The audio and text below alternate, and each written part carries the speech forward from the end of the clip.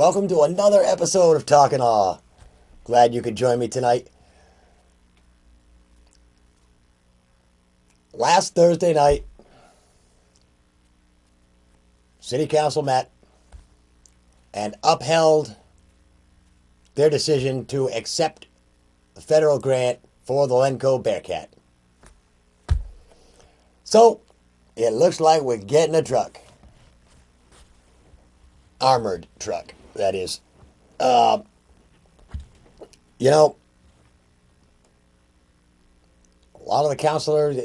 couple of the councilors brought up a few good points.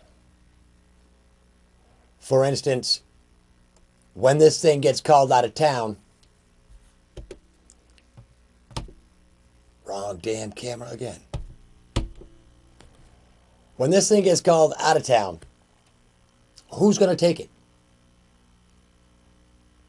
Because the last I heard, our police force was stretched as thin as it could be. So now if Allstead needs this thing, 1 or 2 or 3 or 8 Keene cops gonna take this thing to Allstead? And then what? It leaves Keene wide open. I don't know. And of course, Mayor Lane disappointed me a little bit during that council meeting because he said he didn't want to hear anything. He didn't want any arguments that didn't have to do specifically with the city of Keene. And I'm sorry, Mr. Mayor, but that's stupid. This was our big chance. This was the chance for Keene to stand up as a city of 25 or 30,000 or whatever we have here, American citizens. It was our turn to stand up and tell the federal government, look, we don't mind you spending our tax money, but don't spend it on something like this when there are so many more pressing issues.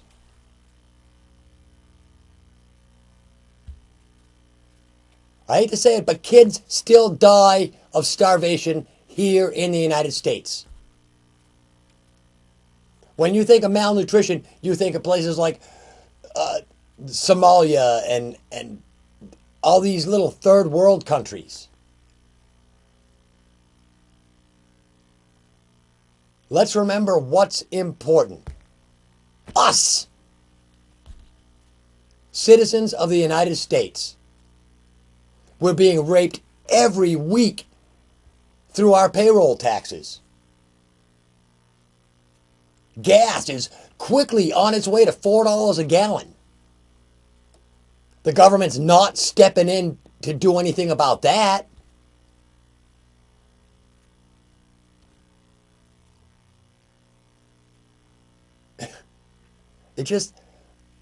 It blows my mind that the people in power are so retarded. There's no other word for it. I'm sorry.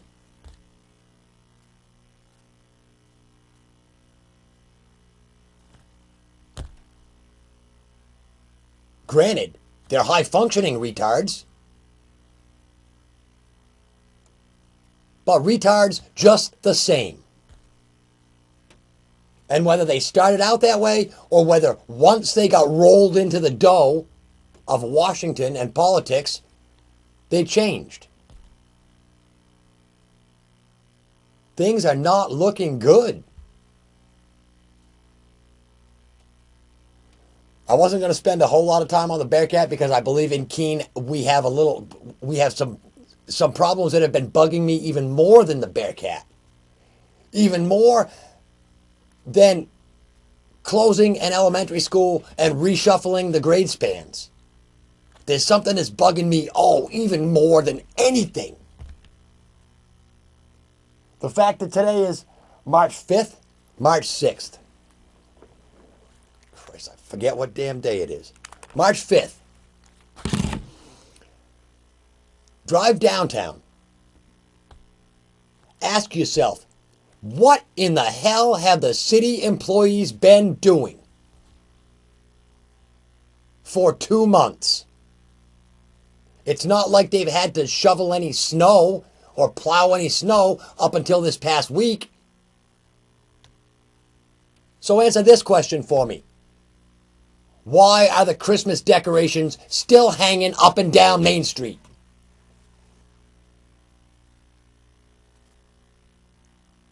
What are the city employees doing for their hard-earned money? Because like I said, they haven't been plowing. They haven't been shoveling sidewalks or salting sidewalks. What have they been doing? It's been too early to mow lawns. It just... March 5th. The Christmas wreaths downtown should have been taken down a month and a half ago. Or maybe we just want people to think, hey, this is Keene. It's Christmas all the time. Roll out the Bearcat.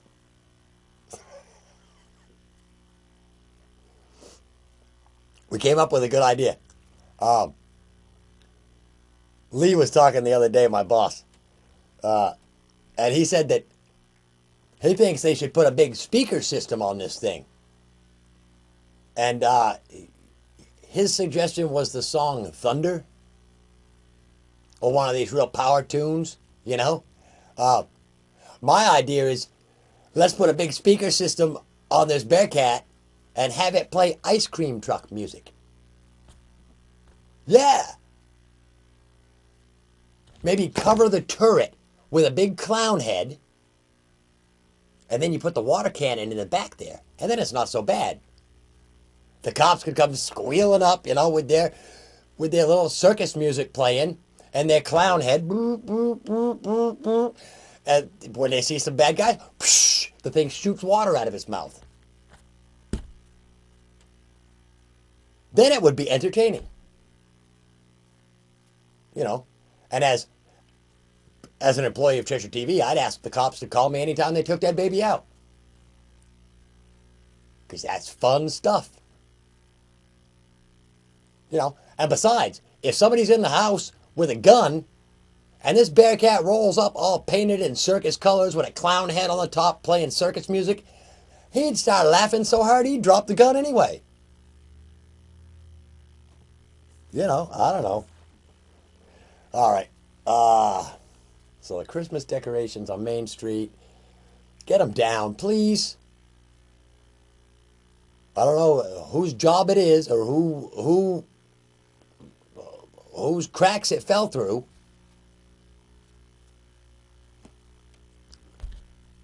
But, you know, take them down. All right. That's been done. We have an election coming up for school board.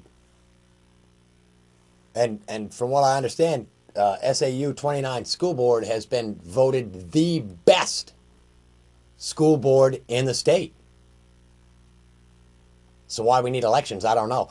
I would just say, hey, let's keep this board in place. Apparently they're doing an awesome job. But I know people are tired. You know, Kathleen O'Donnell is stepping down. And she's been on the school board for a long time. I want to say that's 6 years, I think. And done a fantastic job since she's taken over the chairman spot on the school board. Of course, Cheshire TV had already started filming school board meetings back when Neil Donegan was the chair. And when he stepped down from being chair and Kathleen took over, it was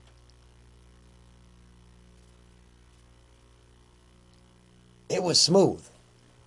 I guess that's the only way I can put it. It was smooth. She stepped right in. She was well up to speed because she'd been a member of the school board. And I know this past Friday night, she made an appearance on Town Crier with Chris and Kendall, and they were talking about the fact that the general public has no clue how much work there is to being a school board member. If you want a hint, track down Mr. Carl Panza, and he'll tell you. He was a man that went to every school board meeting and did his homework and went to all the public forums and asked questions and made statements. And then when he got on the board, I'm sure he found out that, wow, there is a lot more to this than what you think just sitting in front of your TV or going down to that occasional meeting because that one thing on the agenda pisses you off.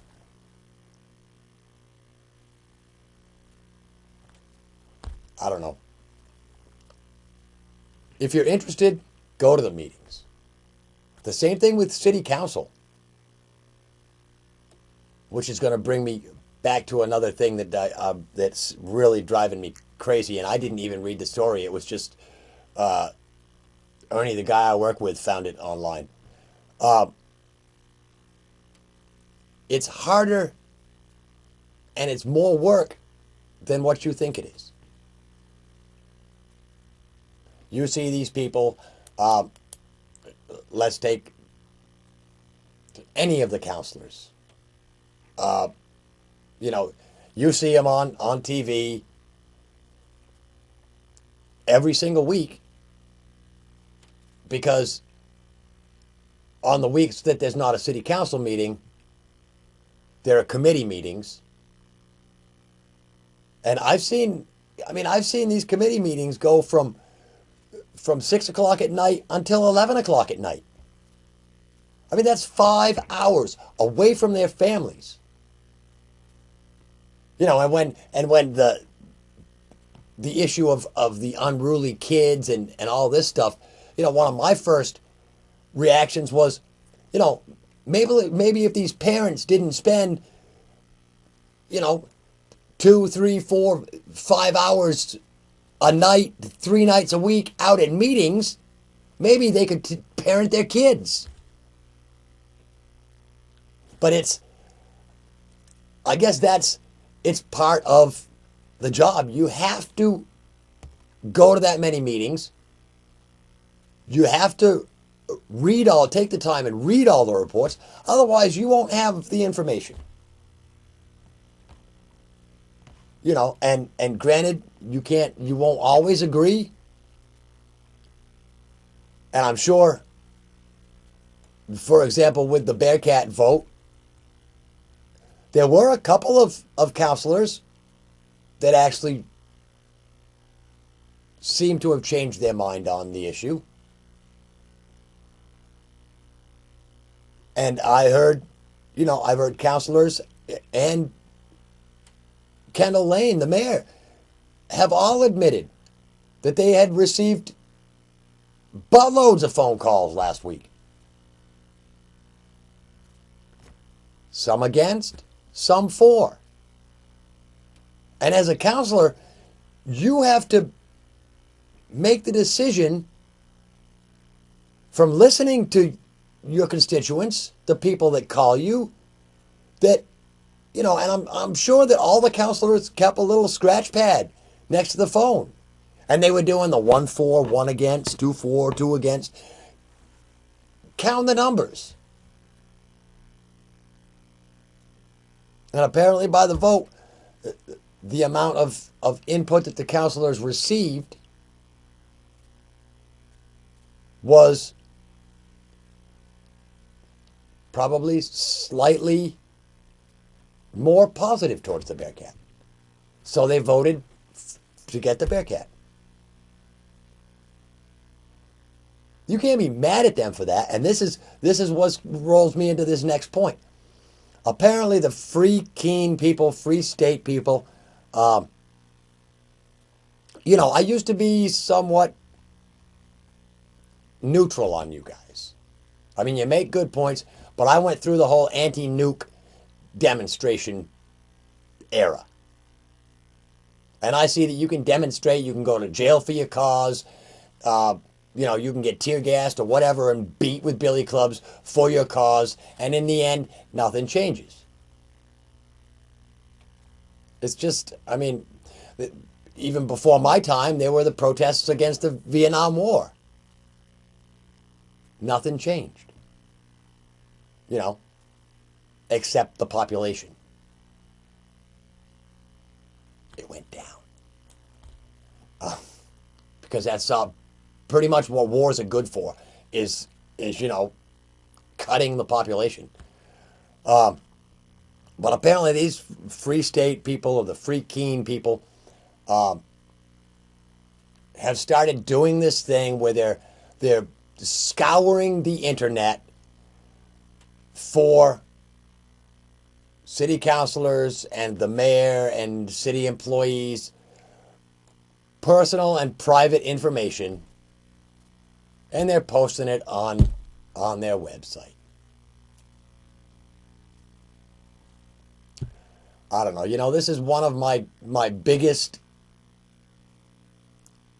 negative thoughts on the internet. Is sure, everybody wants instant communication, instant knowledge. They want to be able to go to the Sentinel website and pull things up the minute the writer gets done putting that last period on. They've got to have it that quick. But at the same time, we're starting to do everything online. And believe me, your information is there. And people can find it. It's pretty low to start pulling all this information and putting it into one big document and posting it. That seems fairly threatening to me. And I thought that the whole Free Keene, Free State project wasn't about threatening.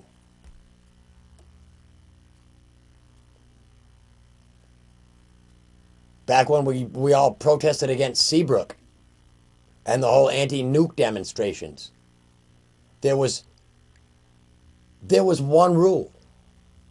Actually, there were a few rules. But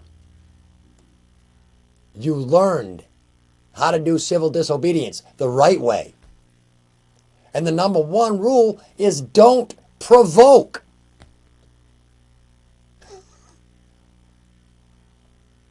You can point out mistakes, but don't provoke. Don't poke the bear. You find other ways to do it. We had a gentleman in Keene while I was growing up named J. Adams Whitecrow. And he was, I don't know really if he was like the head of the movement or if he was the movement, the entire movement. But he had a lot of problems with the Public Service Company of New Hampshire. But he wasn't harassing the guys out in the trucks putting up the lines. He wasn't dogging the meter reader. He wasn't following the main boss from Keene Public Service Company. He wasn't following him to his car and harassing him every minute. No, J. Adams Whitecrow was a smart man. What he would do is he'd take a big chain, he'd wrap it around himself, and then he'd lock it to one of the public service doors because it was a double door. He never blocked both doors. He never harassed anybody. He merely sat there chained to the door, and when people came and went, he would talk to them. Telling them that by paying their public service bill, they were basically chaining themselves to the door with him.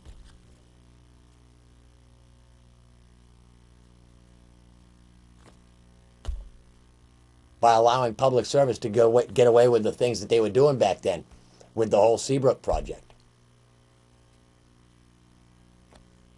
So, I mean, peaceful protests.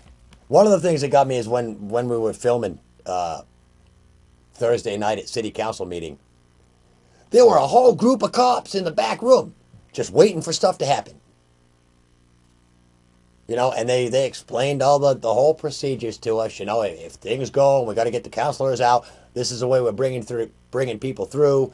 If we're arresting people and cuffing them, they said this is the way we're going to bring people through, right by our little control room. And he said you might want to close your door because these people tend to get unruly once they get handcuffed.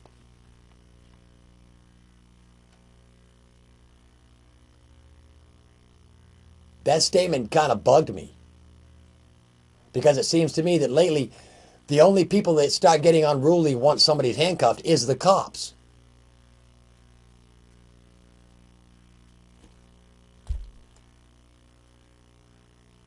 The point is that somebody practicing civil disobedience doesn't fight. You don't resist.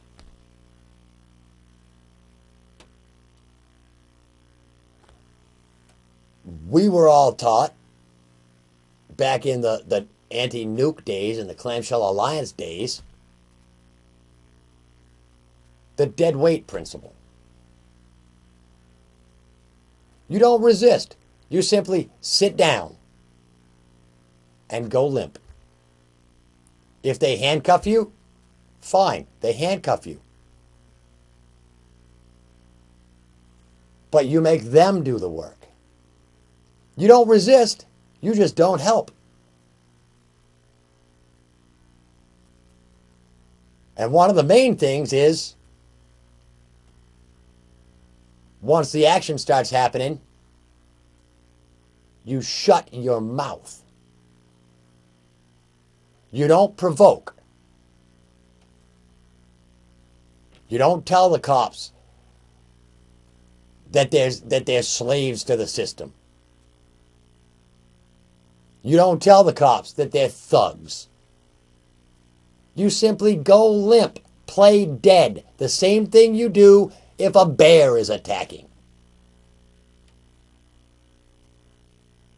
And if you're totally limp, it's not resisting.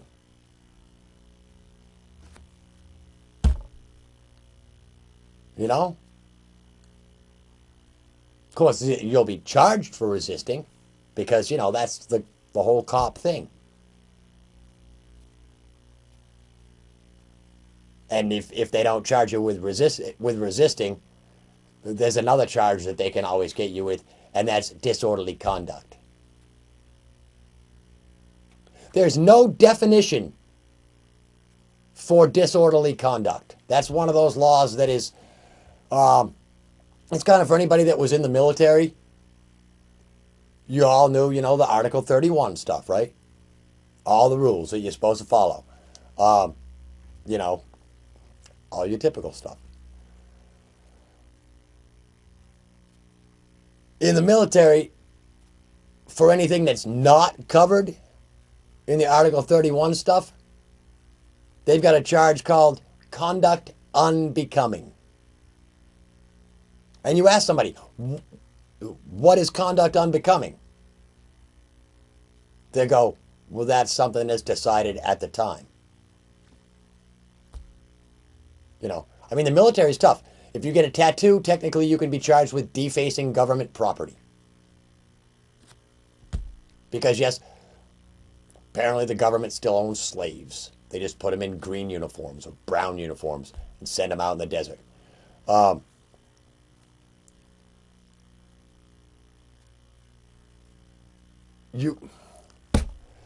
Just blows me away. The whole idea between civil disobedience is not to provoke, not to push somebody. Because, hey, If you push somebody long enough, they'll push back. And the majority of the Free State people that I've run into are the biggest hypocrites of all. Because they push this personal responsibility thing and this non-aggressive thing, but then they turn right around and they're aggressive towards the cops. They're aggressive towards the judges. They're aggressive towards the bailiffs. They're aggressive towards anybody as long as they're fighting aggression against themselves.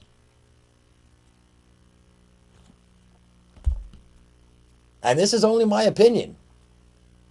But you get your message straight, people. Don't say, don't aggress on me. At the same time, you're shoving something in somebody's face. Your basic tactics are aggressive.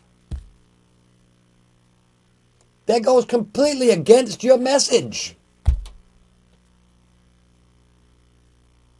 I've said it before, and I'll say it one more time right now.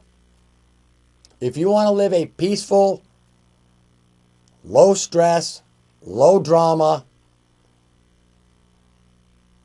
where nobody messes with you or interferes with your business or tells you what to do, move way the hell out in the woods somewhere. Build yourself a nice little house way out in the woods, away from everybody. You can do whatever you want. And nobody will bother you. Unless you start bothering somebody else. Simple.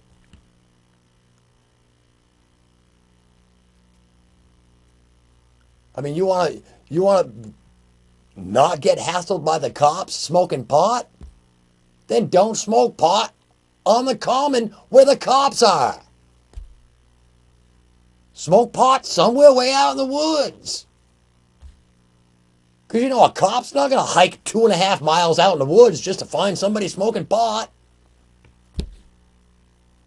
That's pretty retarded. Although now that we got a Bearcat, it might. Hey, my time's up this week. I got to go. Peace.